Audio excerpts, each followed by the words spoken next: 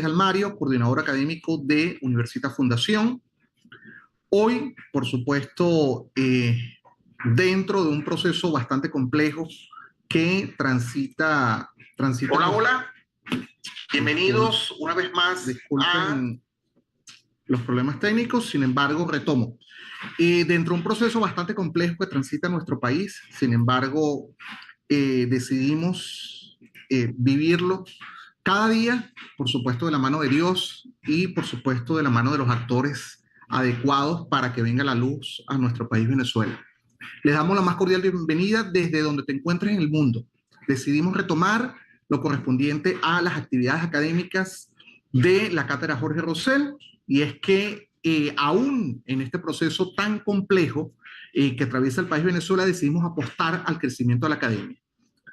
Las instituciones como la Asociación Latinoamericana de Derecho Penal y Criminología, ALPEC, el Instituto de Estudios Jurídicos del Estado Lara, Venezuela, las universidades del Zulia, Universidad Yacambú y por supuesto el equipo Universitas Fundación se complace no solamente en el reinicio de las actividades académicas de la Cátedra Jorge Rosell, sino también quien ha aceptado nuestra invitación el día de hoy y sobre todo con una temática tan pero tan discutida dentro de la dogmática jurídica procesal penal, sobre todo en Latinoamérica, como lo es la delación en el proceso penal y su disfuncionalidad. Quien nos acompaña el día de hoy es el profesor Ángel Serpa Ponte, dentro de sus distinciones académicas, por supuesto, estudios de especialización, estudios de maestría y estudios de doctorado, y debemos destacar que ha sido profesor titular referente en diversas universidades nacionales e invitados a nivel internacional, conferencista, articulista y sobre todo gran colaborador de la Cátedra Jorge Rosell en cada uno de sus pasos o cada una de sus fases de crecimiento. Profesor Ángel Serpa Ponte, realmente la bienvenida y el honor es para nosotros tenerlo dentro de la Cátedra Jorge Rosell nuevamente. El micrófono es todo suyo, profesor. Muchas gracias al tocayo Ángel Pérez Almario y muchas gracias a Universitas Fundación y al doctor Jorge Rosell por esta cordial invitación.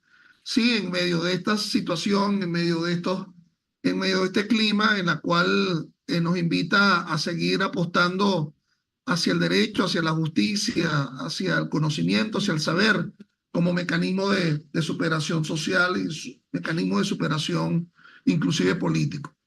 Evidentemente que el tema que nos convoca hoy, la delación en el proceso penal venezolano, y le colocaba yo un subtítulo allí, su disfuncionalidad, es un tema complejo, es un tema polémico y es un tema que ha sido insuficientemente regulado, normado en el ámbito nacional, a diferencia de lo que ocurre con otras latitudes. Quizás quienes nos estén escuchando de otras partes podrán ver la diferencia que existe entre la escasa, la ínfima regulación que se hace en el ámbito nacional con respecto a la forma como en otros países ha sido regulado de una forma mucho más, digamos, mucho más expedita, sobre todo tratando de rellenar esos orificios, esos intersticios que hay entre las diferentes etapas y los diferentes momentos en las cuales se puede ubicar el tema de la delación en el proceso penal venezolano. Si me permiten, entonces voy a compartir pantalla.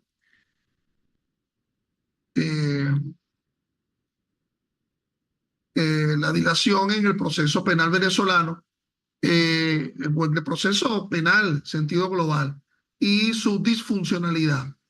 Para este tema yo recomiendo especialmente un par de trabajos importantísimos. Uno de una autora española, una tesis monográfica publicada por Tirán, monografía que se llama El coimputado, de la autora María Paula Díaz Pita, una tesis bien interesante, donde aborda no solamente las circunstancias del llamado informante arrepentido, sino todas las otras variables en donde funciona como sujeto de prueba en litisconsorcio pasivo, bien sean los coautores o bien sea el cómplice con respecto al autor. Y el otro trabajo interesante es un trabajo novedoso de de julio de 2023 es un ensayo publicado por el autor colombiano Santiago Pardo Monsalve, que se llama Consideraciones sobre la colaboración eficaz mediante el principio de oportunidad. Se consigue en PDF, ustedes pueden ingresar, ahí está la referencia, pero en todo caso en PDF se consigue en internet, mejor dicho, está publicado en la revista de Derecho Penal y Criminología de la Universidad Externado de Colombia. Bueno, fíjense que, en primer lugar, para abordar el tema de la delación en el proceso penal venezolano, vamos a ver dónde se ubica en ese entramado de normas que está en nuestro Código Orgánico Procesal Penal. Nuestro código establece las llamadas alternativas a la prosecución del proceso. Esas alternativas a la prosecución del proceso, bueno, son el acuerdo reparatorio, la suspensión condicional del proceso y el principio de oportunidad. En el código originario, en el Código Orgánico Procesal originario del año de enero de 1998, y así se mantuvo durante un tiempo, el delator, quien manifestaba una afirmación o una información en materia de criminalidad violenta o de delincuencia organizada, se ganaba el beneficio procesal de la extinción de la acción penal. Y por eso es que ahora uno observa que todavía el principio, la delación se encuentra en el artículo 40 dentro de esa alternativa que se denomina el principio de oportunidad. Recuérdense que en el principio de oportunidad, por razones de economía de recursos, etcétera, el fiscal no ejerce la acción penal bajo la figura del principio de oportunidad, bajo la figura de la figura del principio de oportunidad, por razones vinculadas a razones de escasez, de delito de bagatela o delito de poca monta, el fiscal prescinde del ejercicio de la acción penal. Es uno de los ejemplos de la denominada disponibilidad de la acción penal. Yo recuerdo siempre este autor, Díez Picasso, con el deber de acusar, cuando nos dice de las tres obligaciones del Ministerio Público, es decir, las tres O de ese Ministerio Público, es decir, la potestad oficiosa, la obligatoriedad y la oficiosidad. Debe hacerlo bien, debe hacerlo de carácter obligatorio el ejercicio de la acción penal y es un ente oficial. Y entonces cambia esas tres O por una D, la llamada disponibilidad de la acción penal. Los ejemplos de disponibilidad de la acción penal, bueno, evidentemente nos los encontramos en el principio de oportunidad, cuando el fiscal prescinde del ejercicio de la acción penal por tratarse de delitos de bagatela o de poca monta, y el sobreseimiento cuando el fiscal solicita el sobreseimiento. Pero entonces, en ese instituto del principio de oportunidad se ubica el supuesto especial de la delación establecido en el artículo 40 del Código Orgánico Procesal Penal. Como decimos en Venezuela, la ubicación de la delación dentro del principio de oportunidad, uno sí le veía, como se dice coloquialmente, uno sí le ve el queso a la tostada, uno sí le ve el queso a la arepa, en el sentido de que si la persona ha sido eficiente en la manifestación de información, de su aporte para la delincuencia organizada o la criminalidad violenta, se extinguía la acción penal. Pero luego, en reformas posteriores del Código Orgánico Procesal Penal, se dejó que solamente se rebaja la mitad de la pena de ese que es delator. Y entonces el beneficio procesal que se indica de forma expresa en el artículo 40 es la rebaja de pena de ese que es delator, siempre que lo haga en el ámbito de la criminalidad violenta o de la delincuencia organizada. Son delitos específicos a partir de los cuales se puede asumir el supuesto especial de la delación. Fíjense que no habla de delitos políticos en realidad como tal, habla de criminalidad violenta o delincuencia organizada. En todo caso, se ha hecho un abuso en los últimos tiempos en cuanto a difusión de prácticas de delación que realmente son iniquidades procesales, disfuncionalidades procesales en el ámbito del proceso penal, tal como lo establece la propia Constitución y el Código Orgánico. Entonces, fíjense, el fiscal podrá solicitar la autorización, nos dice el artículo 40, para aplicar el presente supuesto especial en los casos de delincuencia organizada y de criminalidad violenta. Evidentemente, en el ámbito de la delincuencia organizada nos encontramos todos los tipos penales que se encuentran presentes en la ley orgánica contra la delincuencia organizada y el financiamiento del terrorismo. Y de la criminalidad violenta, bueno, podríamos hablar de los delitos violentos per se, en las cuales ha habido alguna afectación a la libertad, a la integridad corporal. Y el imputado, nótese que habla de la palabra imputado. En las versiones anteriores de dicho artículo 40 tenía un nombre un tanto romántico, ¿verdad? Se llamaba el informante arrepentido. Eso parecía como novela, como radionovela de 2 de la tarde, ¿no? Eso de el informante arrepentido. Entonces, bueno, de alguna forma, ese que ostenta la condición de imputado, porque sigue siendo imputado ese delator, como lo establece el artículo 40, disculpen acá, hay varios supuestos, hay cuatro supuestos enfocados en el artículo 40. Colabora eficazmente con la investigación. Entonces, aquí lo valorativo, lo de eficacia, conduce a que el aporte que ha dado el delator es un aporte digamos, que abre luz frente a la escasez de elementos de investigación que no se tienen y que se tendrían a partir de esa colaboración eficaz. Aporta información esencial para evitar que continúe el delito o se realicen otros. Entonces, no necesariamente estaríamos hablando de un delito ya agotado. Es decir, el aporte del delator puede ser por un delito permanente, un delito en grado de continuidad o evitar la realización de un delito posterior en ocasión con aquel delito que él delata. El C nos indica, ayuda a esclarecer el hecho investigado u otro conexo, es que de alguna forma la pauta de la eficiencia en el dicho es lo que de alguna forma deriva el aporte de los beneficios procesales de la rebaja de la mitad de la pena a ese que es delator, o proporciona información útil para probar la participación de otros imputados o imputadas. Yo diría que en lugar de la palabra participación sería en lugar de la intervención, porque no solamente en condición de partícipe, sino en condición de perpetrador de otros imputados o imputados. Pero ahora viene otra condición, porque son varias las condiciones las que se verifican, siempre que la pena que corresponda al hecho punible por el cual se le investiga sea menor o igual que la de aquellos cuya persecución facilita o continuación evita. Entonces, uno pudiera hacerse la pregunta, ¿quién delata a quién? No soy yo, eres tú, no soy yo. Es decir, hay plurales intervinientes en la realización del hecho punible y entonces hay uno quien decide manifestar su dicho con respecto a otro y ese otro ha de tener desde un punto de vista formal, por ejemplo, una pena mayor, una pena superior a la que se le impondría al delator.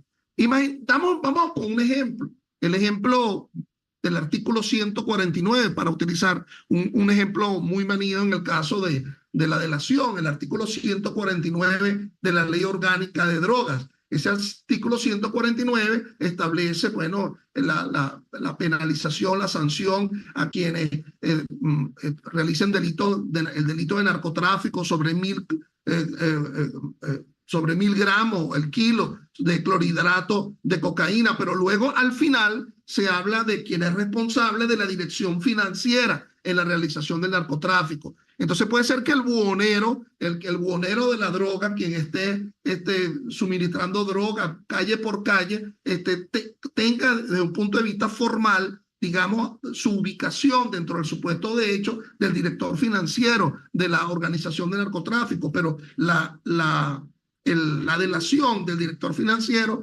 representa una mayor significación, puesto que con ello se conlleva a evitar la realización de una conducta de mayor dimensión. Entonces, fíjense que esto es interesante porque yo soy de la tesis que puede haber una delación intraprocesal y puede haber una delación extraprocesal. Puede haber una delación intraprocesal dentro del propio proceso en el cual se realiza. Ellos se encuentran en una noción de litisconsorcio pasivo. Es decir, el quien ha participado en un delito delata al de mayor significación, pero puede haber sido que también quien ha cometido otro delito, qué sé yo, en la cárcel, por ejemplo, se haya enterado de elementos que están vinculados a la realización de criminalidad violenta o de delincuencia organizada con respecto a otra persona que se encuentra internado con el delator. Mira, dirá el que está allí detenido, a mí me van a imputar, me van a acusar por el delito de secuestro, pero yo no sé dónde van a ubicar a esa persona, nadie sabe dónde está esa persona, yo sí sé y te lo voy a confesar a ti, se lo dice el otro, y el otro está allí, supónganse ustedes, por otro tipo de delito, por lesiones, por homicidio, en fin. Y entonces ese aporte, esa delación para la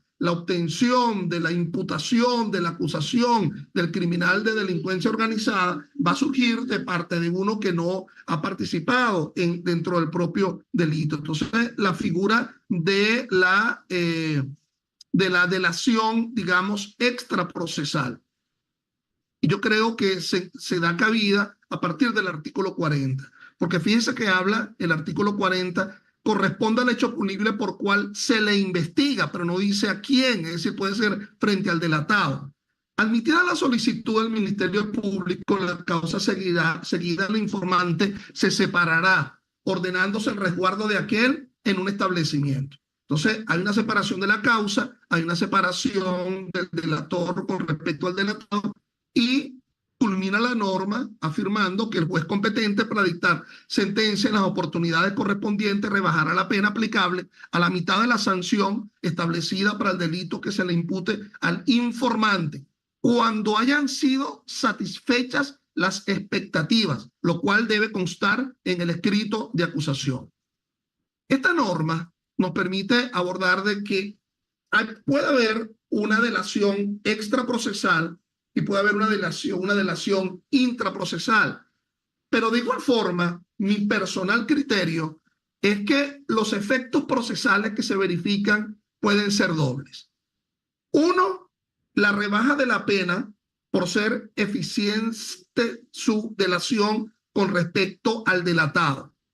Pero en lo que atañe a su propia participación, ya no como testigo, sino como procesado, a ese remanente tendría que rebajársele también un componente que surja del artículo 375 del Código Orgánico Procesal Penal, que sería la admisión de los hechos. Estaría actuando en una doble condición. Estaría actuando como testigo en su relación con delación, en su relación de delación con respecto al delatado, pero en su propia participación como procesado en la causa estaría admitiendo los hechos y por lo tanto se le debe operar el doble beneficio, el beneficio que surja del artículo 40 del Código Orgánico Procesal Penal más el beneficio de la admisión de los hechos que se ubica en el ámbito del artículo 375 del Código Orgánico Procesal Penal. Las oportunidades procesales de esta delación pueden ser múltiples. Evidentemente que la delación puede ser eficiente en la fase preparatoria, tan eficiente que el dicho es lo que ha permitido sustentar la acusación. Entonces sería una oportunidad en donde actúa la delación en la fase preparatoria a los efectos de sustentar la acusación, pero también podría actuar en la fase intermedia, perfectamente posible. Es decir, siendo la persona, el delator referido dentro de la acusación, pues el delatado ante esa delación decide admitir los hechos. Decide admitir los hechos en la fase intermedia del proceso penal. Entonces, ello conllevaría también esa oportunidad procesal. Pero nos quedaría una tercera, que en mi criterio no exime la necesidad de que el delator acuda al juicio oral y público a los efectos de manifestar su delación porque ostenta la condición procesal de testigo. Él, aunque estuviese acusado o imputado por el hecho, está actuando allí referencialmente como testigo y por lo tanto, conforme a las pautas de los artículos 300, 338 y 339 del Código Orgánico Procesal Penal, pues debe acudir al juicio oral y público, ese juicio en contra del delatado, a los efectos de que se manifieste precisamente su eficiencia. Si la eficiencia de la delación está concomitante con respecto al tipo de decisión que se vaya a dictar con respecto al delatado, evidentemente que la realización de la eficientización del dicho se tendría que dar en el juicio oral y público. Bueno, estos son personales criterios que yo asumo frente a la concatenación de la delación del artículo 40 en atención al artículo 338 y 339 del Código Orgánico Procesal Penal.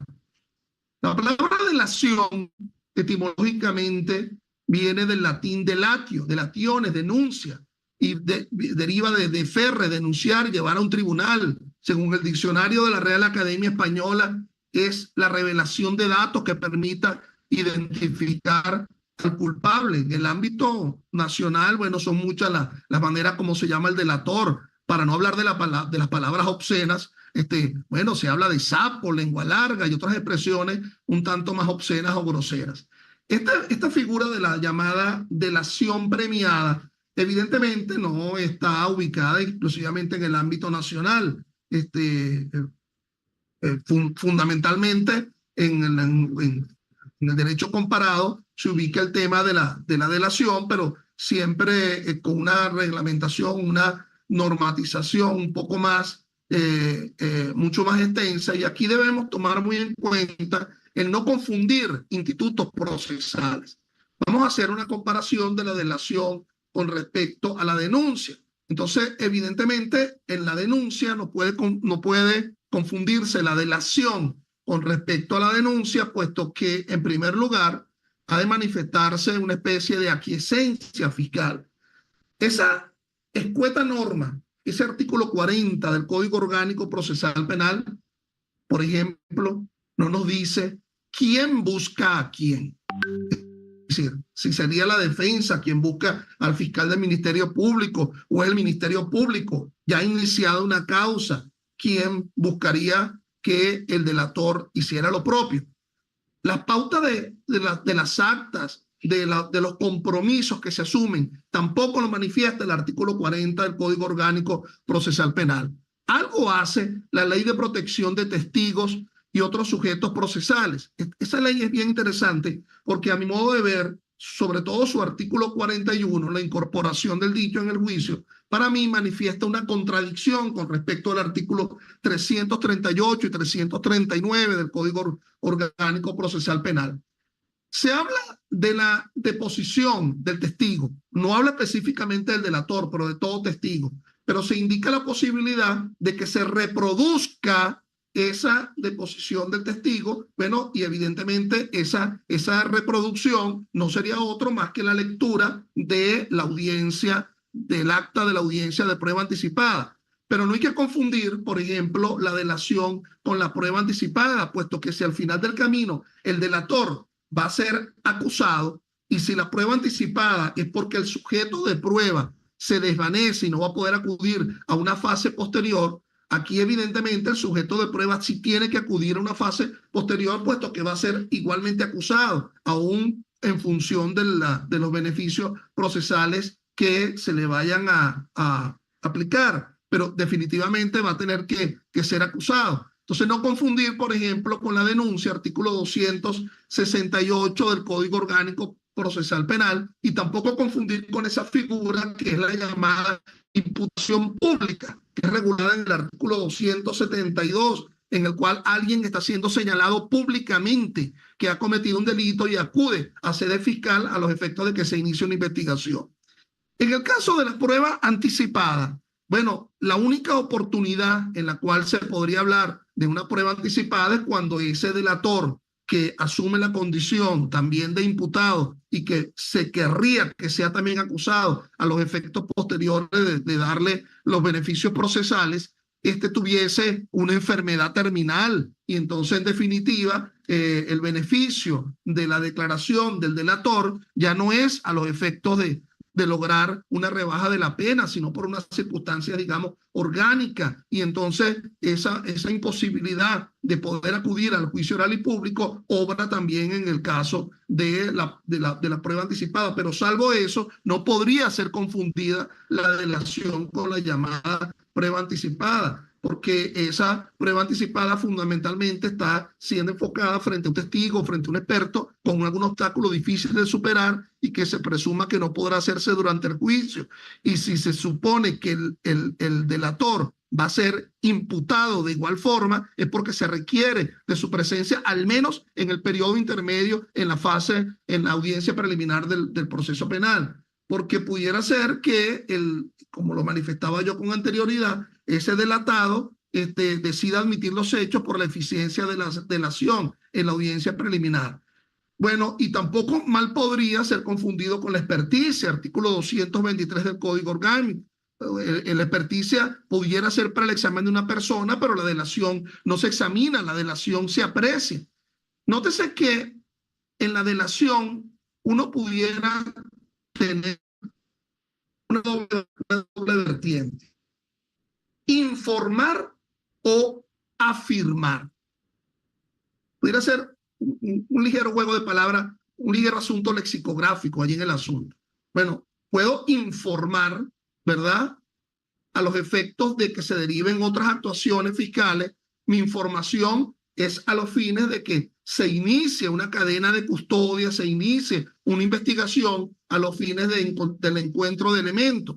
Y en la afirmación sería un sustento que sería de carácter eficiente, casi como una prueba única a los efectos de lograr la eficiencia de la condena del delatado. Un tanto paradójico, ¿no?, que alguien pudiera ser condenado con el solo dicho de un delator, siento que existe una llamada presunción objetiva de falta de fiabilidad en el delator, porque si él lo que pretende es recibir unos beneficios de carácter procesales, bueno, por lo menos la posibilidad de que el juez pueda cuestionar por la vía de la sana crítica en el artículo 22, utilizando la lógica, la experiencia, y la ciencia, pudiera de alguna forma, y además asumiendo la idea de que la sana crítica es la potestad que tiene el juez de cuestionar la capacidad demostrativa de un sujeto de prueba, por lo menos estar pendiente de que el solo dicho es a los efectos de lograrse la exclusión de una responsabilidad penal. Por lo tanto, hay jurisprudencia de colombiana, por ejemplo, donde se nos ha hablado de la necesidad de que esa delación también se vincule con otros medios probatorios. Extraprocesal o intraprocesal.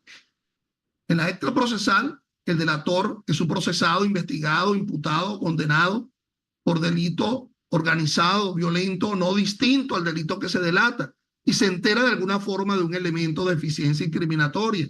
En cambio, en la intraprocesal, el delator es coimputado con el delatado, hay un litisconsorcio pasivo. Entonces, evidentemente, y aquí lo reitero, podría esa eficiencia de la delación estar presente tanto en la fase preparatoria como en la fase intermedia o en la fase de juicio. Esto de la colaboración hay que apreciarlo. A mí me gusta esta cita ya de hace 250 años, César Beccaria o Beccaria en los delitos de la pena, en su página 80. Es un punto considerable en toda buena legislación determinar exactamente la credibilidad de los testigos y la prueba del delito. La verdadera graduación de su credibilidad está en el interés que tengan en decir o no la verdad.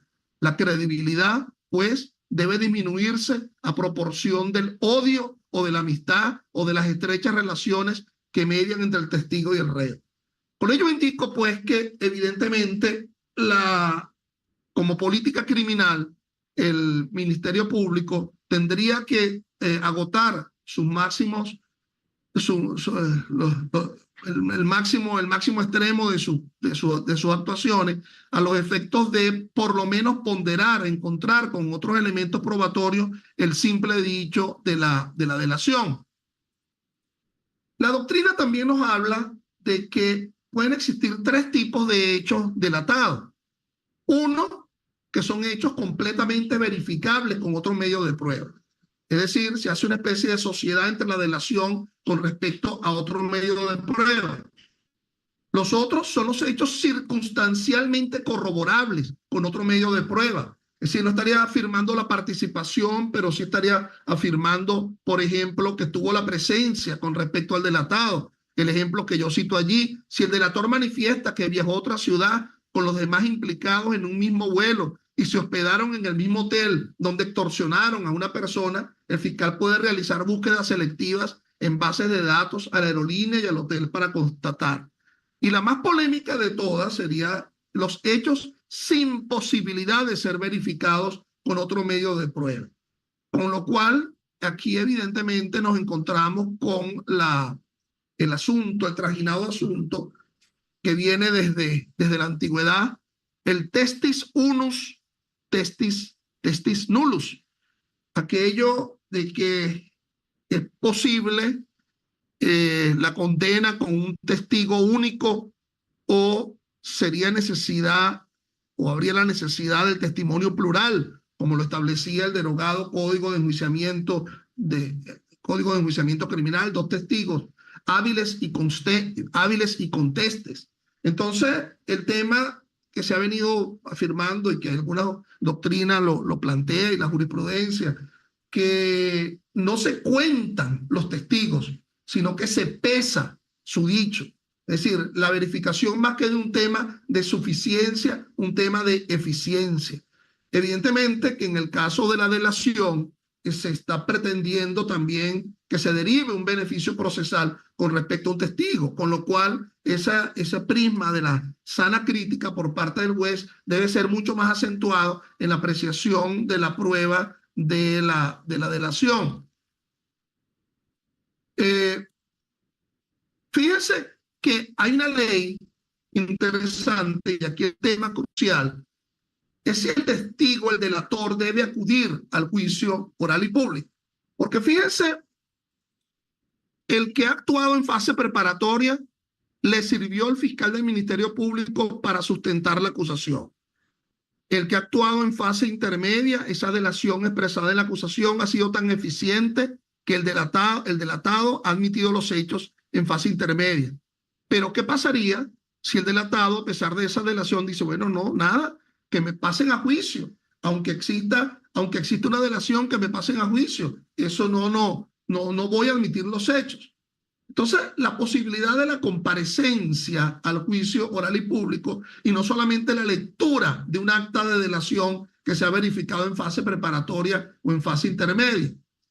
Fíjense que la ley de protección, esta es interesante porque esta ley de protección de víctimas, testigos y demás sujetos procesales no es orgánica. El Código Orgánico Procesal Penal, bueno, pues sí lo es. O si es orgánico es porque desarrolla una norma, un principio o un valor constitucional. Pero fíjense qué cosa tan paradójica, que ha sido publicada en el mismo día que el tema de si ley posterior sustituye a la ley anterior, el 21 de septiembre de 2021, pero en gacetas distintas fue publicado la Ley de Protección y Víctimas con respecto al Código Orgánico Procesal Penal. El Código Orgánico en una gaceta anterior y con la misma fecha en una gaceta posterior la Ley de Protección de Víctimas y otros sujetos procesales. Esa ley no establece dentro de las medidas de protección de su artículo 17 específicamente el que no acuda a juicio, el testigo. Y es interesante abordar que existen las medidas de protección intraproceso del artículo 23 de la ley, que dentro de las medidas de protección está la de evitar la identificación visual normal del testigo. Pero yo creo que la norma, en definitiva, que plantea el asunto es el artículo 41 de la ley. Las declaraciones de testigos o los informes de peritos que hayan sido objetos de protección en aplicación de esta ley durante la fase de investigación o preparatoria solamente podrán tener el valor de prueba a efecto de la sentencia si son ratificadas en el acto del juicio en la forma prescrita en el Código Orgánico Procesal Penal. Entonces, la declaración de testigo, aun siendo un coimputado, aun siendo un delator, hasta esa parte de la norma indica que ha de ser ratificada conforme lo establece el Código Orgánico. Luego de la parte indica si se considera de imposible reproducción conforme a lo establecido en el Código Orgánico Procesal Penal, habrán de ser incorporados mediante lectura literal a fin de que puedan ser sometidos a contradicción por las partes. Nótese que se habla de contradicción por las partes. La contradicción no es solamente material sobre el sustento, el acta, sino la contradicción es sobre el propio dicho que haya referido el informante arrepentido. Y entonces, bueno, definitivamente el artículo 338 y 339 del Código Orgánico Procesal Penal, norma orgánica, exige el interrogatorio directo con los testigos independientemente de su condición de testigo delator. Entonces, bueno, evidentemente que pueden existir acuerdos de colaboración con respecto al Ministerio Público, pero ello no puede ser en contradicción con la llamada contradicción. Todo el proceso es contradictorio, nos indica el artículo 13 del Código Orgánico Procesal Penal. Mal podría ser la fase de juicio una no contradictoria, siendo la prueba de la delación la que se esté desahogando. Poco ha sido el desarrollo de la jurisprudencia patria, y aquí ya casi estamos terminando, poco ha sido el desarrollo de la jurisprudencia patria con respecto al tema de la delación.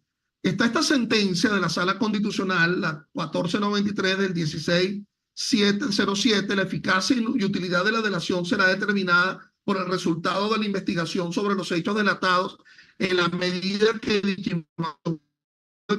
a continuar el delito se realizaran otros o se esclarecieran hechos investigados u otros conexos, o bien se haya aprobado la participación de otros imputados. La relevancia está dada por la imperiosa necesidad de determinar la utilidad y eficacia de la información ofrecida en el marco del supuesto especial.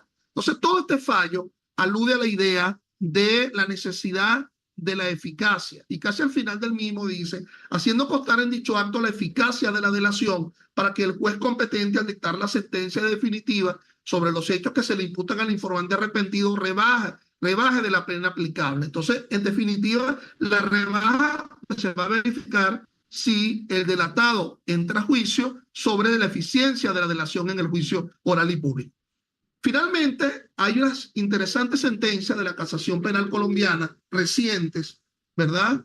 Esta del 18 de enero de 2017, la corroboración de la información suministrada por el testigo a través de otros medios de prueba es un aspecto determinante para establecer su credibilidad cuando recibe beneficios jurídicos o económicos a cambio de su declaración, puede tener interés personal en el resultado del proceso. En este otro fallo de 2022, no es cierto que por los beneficios por colaboración admita que los imputados o acusados digan cualquier cosa o involucren a otra persona sin ningún respaldo probatorio. Lo anterior porque la Fiscalía tiene la obligación de constatar la versión suministrada por los procesados y corroborarla a través de otros medios de prueba. Bueno, yo creo que en aras del tiempo debo dejar la explicación, la disertación hasta acá, y estoy agradecido por la invitación y a la orden para vuestras preguntas sobre el tema. Gracias. Gracias, estimado profesor Ángel Serpa Ponte, por esa capacidad de síntesis de un tema tan complejo y tan debatido desde el punto de vista de la dogmática procesal penal. Profesor, antes de entrar a lo correspondiente al ciclo de preguntas y respuestas en comentarios, queremos reconocer la presencia de profesores como, y por supuesto saludarle, el profesor Alberto Artiaga, la profesora Catherine Valverde, la profesora Clara Casanova de Valecillos, el profesor Jorge Rosell, y también se encuentra con nosotros desde el canal de YouTube el profesor Jesús Vergara. Le extienden un cordial saludo y por supuesto reconocen la excelencia sobre su conferencia presentada el día de hoy. También invitamos a todos aquellos que se encuentran conectados en las distintas plataformas, distintas al canal de YouTube Universitas Fundación, distintas a esta aula virtual de Zoom, puedan incorporarse al canal de YouTube Universitas Fundación para el ciclo de preguntas y respuestas. Profesor, tenemos algunas preguntas que nos han hecho llegar por las distintas plataformas bajo las cuales hoy disfrutan esta videoconferencia. La primera de ellas la realiza la participante Ana López, le indica lo siguiente: ¿hasta dónde puede considerarse como testigo hábil quien se acoja a la delación, tomando en cuenta de que tiene interés en declarar? ¿Su opinión al respecto? Bueno, la habilidad con respecto a un testigo está vinculado a su capacidad de demostrar un hecho dubitado. Eso es la habilidad que puede estar asumido por ahora. Si lo queremos cuestionar por el ámbito del beneficio procesal, ahí nos queda la única norma apreciativa de la prueba en nuestro Código Orgánico Procesal Penal, que es el artículo 22, la sana crítica. A diferencia de lo que existía en el Código de Enjuiciamiento Criminal, 2 testigos hábiles y contestes, un indicio más una experticia, la confesión como reina de la prueba. Es decir, la única norma apreciativa de la prueba es el artículo 22. Pues, obviamente, ese juez que tendría que apreciar esa delación tomando en cuenta la búsqueda de beneficios procesales, tendría que también entresacar el propio dicho en relación con otros elementos que se encuentren en los autos, otros elementos que se hayan verificado en la audiencia del juicio, la relación, la concatenación con respecto al dicho y con respecto a los otros elementos. Es decir, si hay 2 testigos que no han visto dónde se realizó el hecho, pero afirman que vieron a Pedro y a Juan en Carora y Juan fue el que terminó siendo víctima de delincuencia organizada y el informante arrepentido indica que era un cooperador, digamos, un cómplice necesario, porque aún sabiendo que Pedro iba a matar a Juan, fue el que lo llevó a Carora, sabiendo que allí Pedro tenía un arma de fuego a esos fines, está contrastando el llevar a ese sitio, a su dicho, con respecto a el sitio, al lugar de realización de los hechos. En definitiva, nunca podría yo estar de acuerdo que alguien pudiera ser condenado con una sola delación. Es decir, eso evidentemente nos afirma un problema de insuficiencia de prueba como lo dice Carlos Climent Durán, gran probacionista español, por existir una presunción objetiva de falta de fiabilidad. Recordemos que a los testigos se les exige fiabilidad, a los jueces se les exige, se les puede cuestionar por su falibilidad, la capacidad de equivocarse. Al testigo se le exige fiabilidad.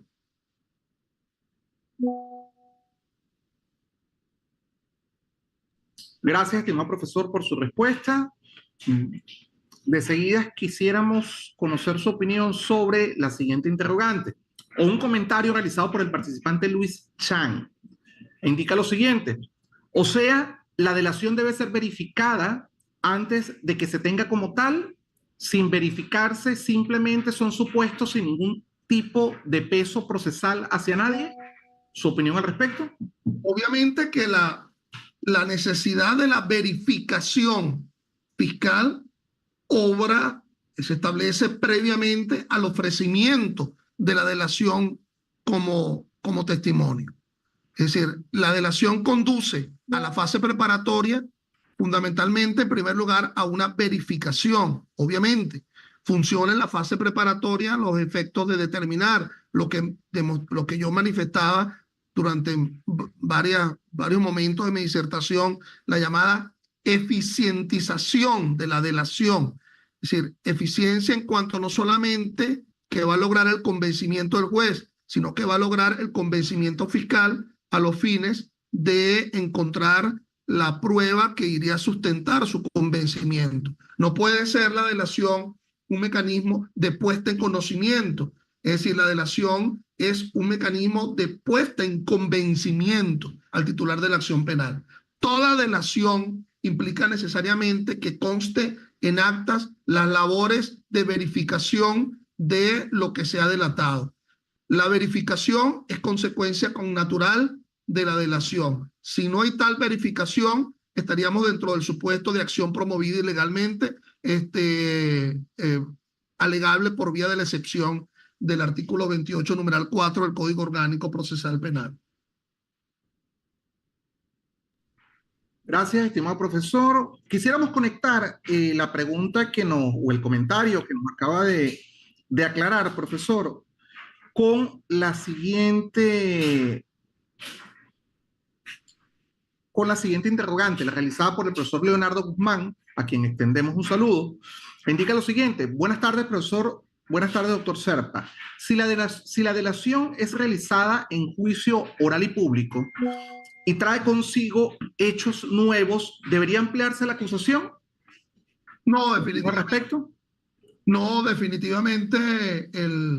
Es decir, frente al tema del hecho nuevo, artículo 342 del Código Orgánico Procesal Penal, sin ninguna circunstancia que conduzca a un hecho nuevo que no haya sido acusado previamente va a conducir a una sentencia condenatoria sobre la base del hecho nuevo. Es decir, la congruencia que nos indica el artículo 346 del Código Orgánico Procesal Penal entre acusación y sentencia está vinculada a la posibilidad de la ampliación de la acusación como consecuencia del dicho de los sujetos de prueba en el desarrollo del juicio oral y público. Es decir, el hecho nuevo, que puede ser un hecho de contenido procesal, sí pagué un acuerdo reparatorio, por ejemplo, sí pagué, lo que pasa era que el banco en ese momento no destinó la cantidad y por lo tanto, supóngase el caso de que el juez haya decidido no condenar de inmediato y pasar a juicio. Entonces, o puede ser por un hecho vinculado al hecho, al supuesto de hecho del delito. Es decir, la delación ha de tener una relación con respecto al hecho acusado. Con la delación se está demostrando el hecho acusado. Mal se podría condenar en ese juicio oral y público sobre la base de un hecho nuevo si ese hecho no ha sido acusado. Es decir, el sustrato alegatorio, el sustrato de acusación es previo evidentemente al sustrato demostrativo, al sustrato probatorio. Entonces, por lo tanto, la declaración del delator en el juicio oral y público es a los efectos de sustentar específicamente el hecho acusado que se encuentra presente en la acusación y que se extendió por la vía del auto de apertura a juicio y que además se ratifica en la exposición inicial del fiscal al inicio del juicio oral y público. Personal criterio.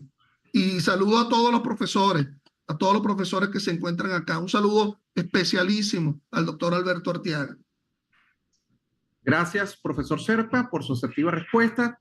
Quisiéramos conocer su opinión sobre otras preguntas que nos siguen llegando por las distintas plataformas, profesor. Una de ellas la realiza el profesor Jesús Vergara, quien se encuentra conectado desde el canal de YouTube Universitas Fundación. Indica lo siguiente: saludo al profesor Serpa. ¿Qué opina de esas personas imputadas en un hecho de carácter político y en los medios delata a otras personas? ¿No viola la reserva de las actas el funcionario que lo presenta? ¿Su opinión al respecto? No solamente que se viola la reserva de las actas, sino que además de violarse el propio Código Orgánico Procesal Penal, también se está violando la Ley de Protección de Testigos y otros sujetos procesales, cuando de forma expresa esa ley de testigos y otros sujetos procesales, déjame ubicarte la norma, establece un cuestionamiento a esa forma de presentación. Fíjense, lo dice el artículo.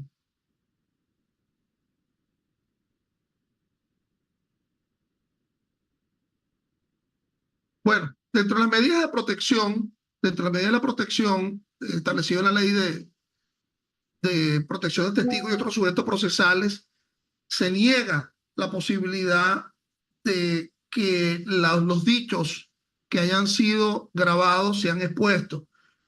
Evidentemente, alguien podría preguntarse, ¿qué se estaría cuestionando? Si el juez va a apreciar la prueba en base a la lógica, la experiencia y la ciencia, ¿no se estaría extendiendo el marco de la experiencia cuando no solamente ante sus ojos en una relación de inmediación se conoció el decir del testigo, el mismo decir del testigo que él vio en la televisión, que se vio? Evidentemente, lo que se está sustentando acá ante esa exposición en los medios es una especie de imputación pública, es una especie de imputación asumida bajo una pauta de protección de garantías fundamentales. Es decir, para que haya ese conocimiento público, tiene que haber en primer lugar una convicción por parte del titular de la acción penal. Y esa, esa reproducción que se hace a través de los medios de esas declaraciones son evidentemente, inclusive algunas hasta previas a la propia imputación. Ni siquiera el ejercicio del cargo ha sido manifestado en el momento cuando se señala a alguien públicamente a través de la reproducción de los medios de comunicación. Y lo dice alguien quien también fue víctima de difusión por una actividad pública que en un momento determinado yo realicé.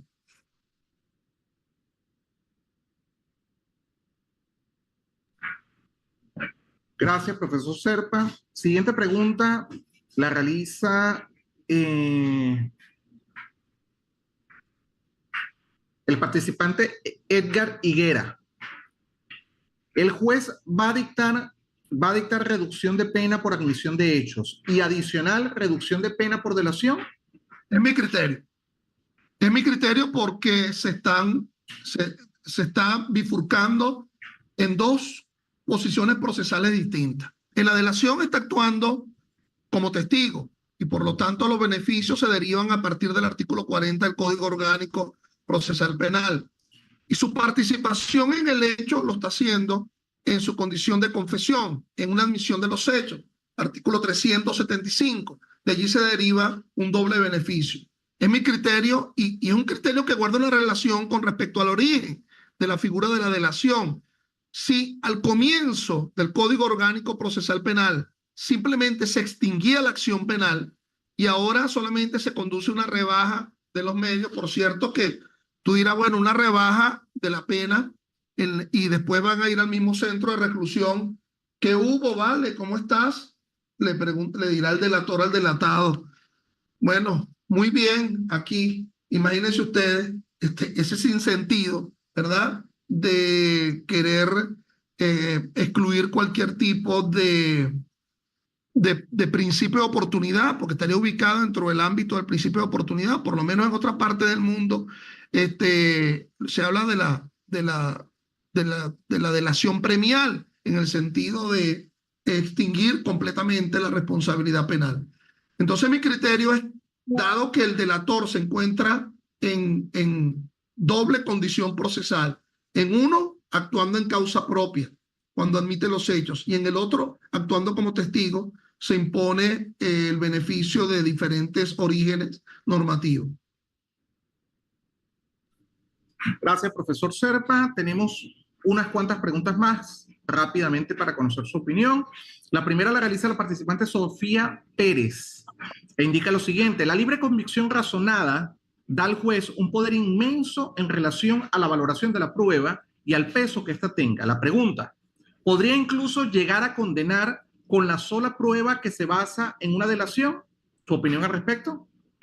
Yo creo que no sustenta. En primer lugar, la forma de apreciar la prueba es la sana crítica. La sana crítica, a mí me gusta siempre la expresión de aquel libro, casi un folletico de Couture, ¿verdad? Sobre la sana crítica, donde él dice que la sana crítica es la potestad que tiene el juez de cuestionar la capacidad demostrativa de un sujeto de prueba. Si eso es la sana crítica, y atendiendo a la lógica, la experiencia y la ciencia, fíjate que los tres instrumentos de la sana crítica te permitirían negar esa posibilidad de condenar a alguien con el solo dicho de un delator, bajo el prisma de la lógica, ¿verdad? Alguien que se quiere ver beneficiado, indudablemente va a manifestar una delación a favor, en contra de otro, a los efectos de verse beneficiado, bajo el prisma de la experiencia, bueno, de la experiencia general. Recordemos, me negarás 3 veces, le decía nuestro Señor a Pedro, antes de que cante el gallo, me negarás 3 veces. Entonces, yo no lo haré, lo afirmaba en esa cena allí en el monte de Getsemaní. Bueno, bajo experiencia te indica que alguien que quiera verse satisfecho en un beneficio procesal va a tender a delatar a otro. Y bajo el prisma de la ciencia pues, ratificará la capacidad de defensa que tiene cada quien con sus dichos. Eh, y, y ello sería mucho más cuestionable si inclusive esa condena surge a través de una simple acta de delación realizada en fase preparatoria, sin que siquiera haya acudido el delator al juicio oral y público. Yo sí morigero un tanto la respuesta en el sentido de que si el delator ha acudido al juicio oral y público y se haya podido ejercer el contradictorio, como lo impone el artículo 13 del Código Orgánico, todo el proceso es contradictorio, pero además lo instrumentaliza el artículo 338 y 339 del Código Orgánico Procesal Penal, ya es como si fuese el dicho de un testigo que no estuviese intraprocesalmente vinculado a la causa y con el cual en el ejercicio del contradictorio se verificarían sus dudas, sus reticencias, su falta de fiabilidad. Y esa falta de fiabilidad que conduce a afirmar que ante la inexistencia eh, de esa falta eh, de fiabilidad, pues evidentemente no se sustenta la apreciación de la prueba para poder condenar a alguien. Es decir, eh, el testigo no es fiable. Pues.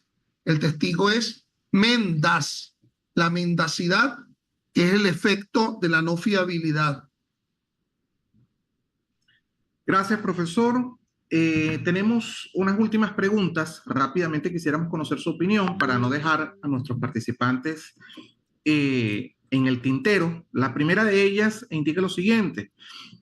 ¿Se puede anular una delación efectuada bajo motivos políticos y oscuros? Si la delación no está vinculada a los supuestos del propio artículo 40, no se trata de un problema de criminalidad violenta, de delincuencia organizada, y lo que se persigue es una finalidad ilícita, está dentro de los supuestos del artículo 181 del Código Orgánico Procesal Penal. Recordemos que ese artículo 181 establece como 16 hipótesis de ilicitudes probatorias que se aúna a la del artículo 49, numeral 1 de la Constitución, es decir, cuando se aprecia la prueba en violación al debido proceso. Entonces imaginémonos que hay una delación como consecuencia de una tortura. Entonces evidentemente la delación como acto voluntario o una delación en la cual no se le haya impuesto el precepto constitucional.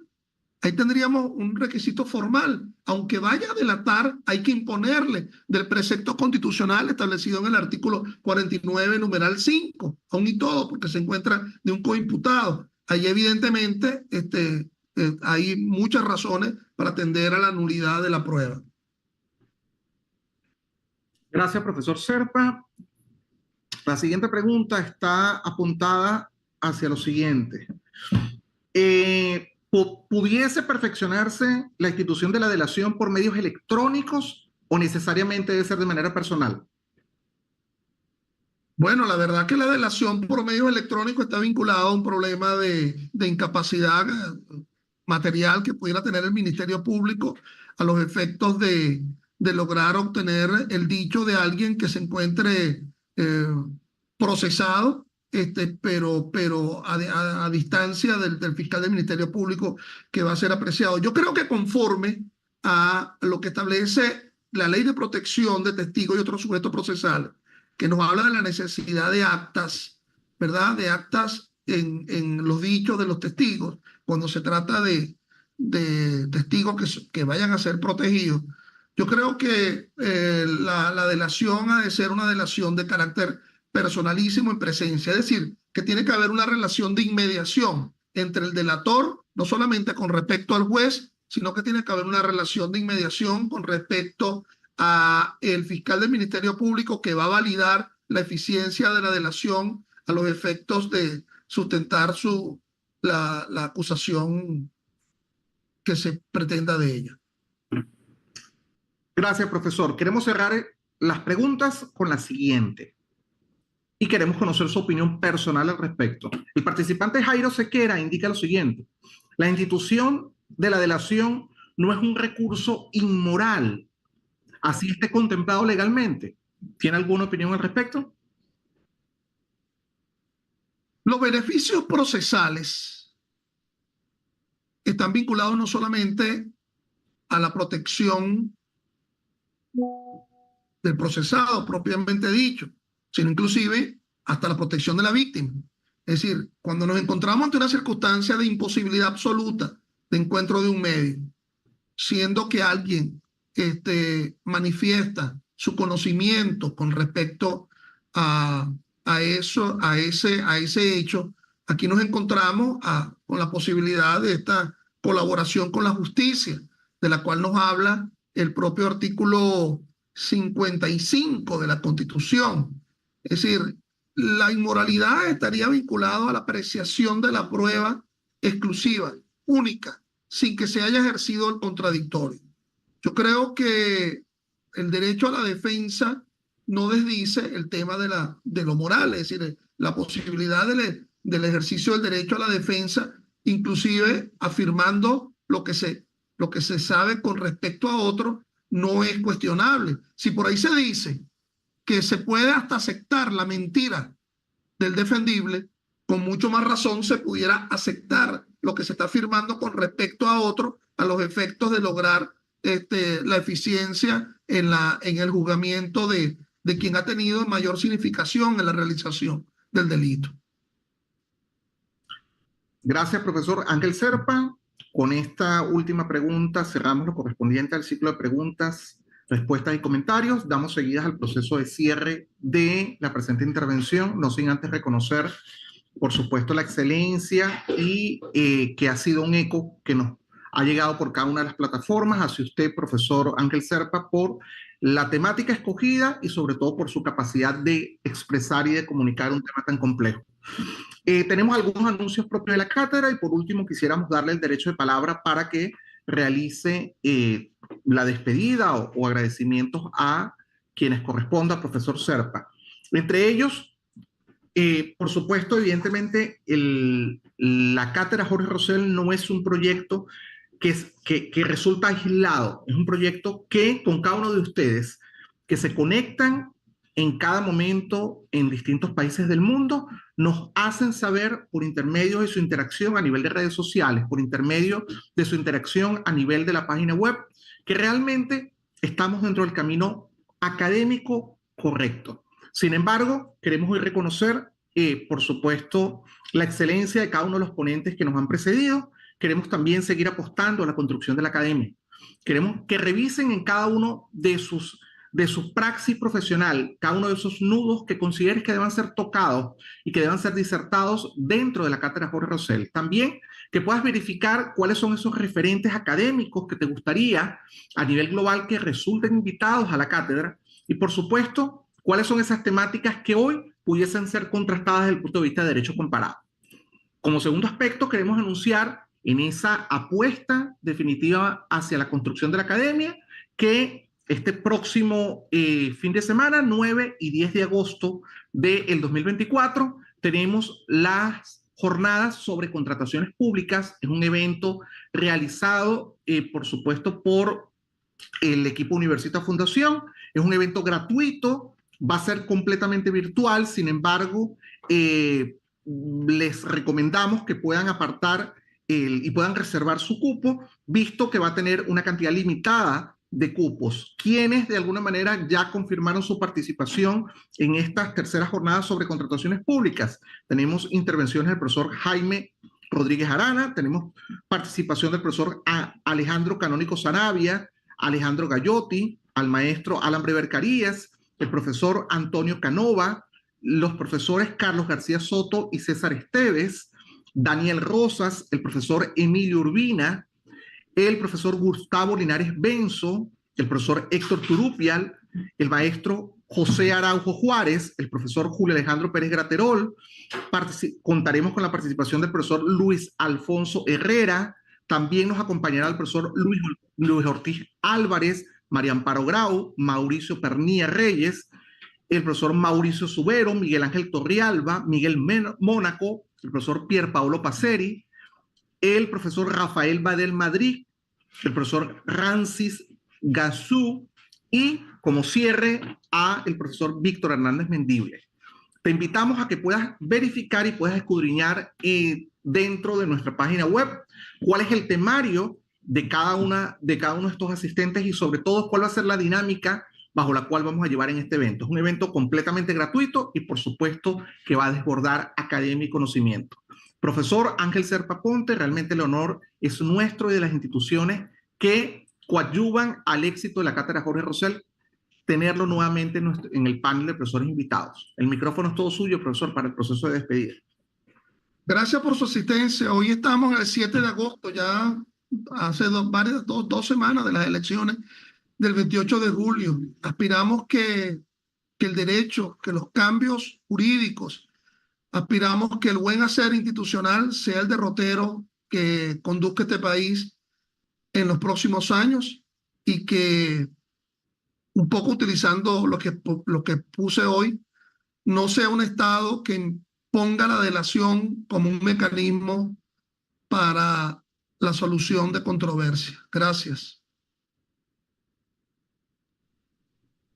Gracias, profesor Serpa. Sabias palabras. Con esto nos despedimos hoy en tu cátedra Jorge Rosell. Nos vemos el próximo miércoles y no te olvides accesar a el enlace sobre las jornadas de contrataciones públicas. Hasta luego.